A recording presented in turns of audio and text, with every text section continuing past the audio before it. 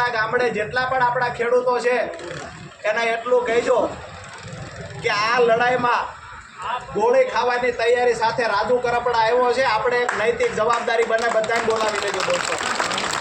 અહીંયાથી આ તડકે મને એવું લાગે છે કે અઘરું થાય ઊભું રહેવું બેહવું.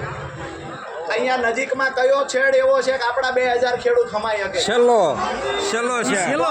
હું વિનંતી કરું કે અમે ફેરવ નથી કરવું. આપણે ઈ છેડે જઈ અને બેહીએ છીએ બધા, અને ત્યાંથી સરસ મજાની એક એવી રણનીતિ તૈયાર કરીએ કે જે મોઢું ખોલવા તૈયાર નથી એ યાર્ડના સંચાલકોનું નાક દબાવશું, મોઢું રેડું ઉગડશે. બરાબર છે. અમે માંગણી કરી, અમે અમારી સંસ્થામાં અમે માંગણી કરી. આપણી માંગણી ખોટી ક્યાં હતી દોસ્તો? 2 દીથી ચેરમેન આવીને મીડિયા સામે કેસ કરતો બંધ થઈ જાય છે. લેખિત કેમ નથી આપતા ભાઈ?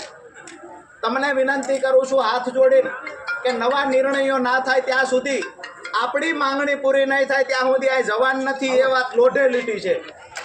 બરાબર છે. તમારા બધાના ભરોસે આ લડાઈ આગળ વધારે જઈએ. સાંજે માલ ઢોર દોવાનો ટાઈમ થાય તો બીજાને બદલામાં બોલાવી લેજો, પણ અહીંયાથી જવાનું નથી દોસ્તો.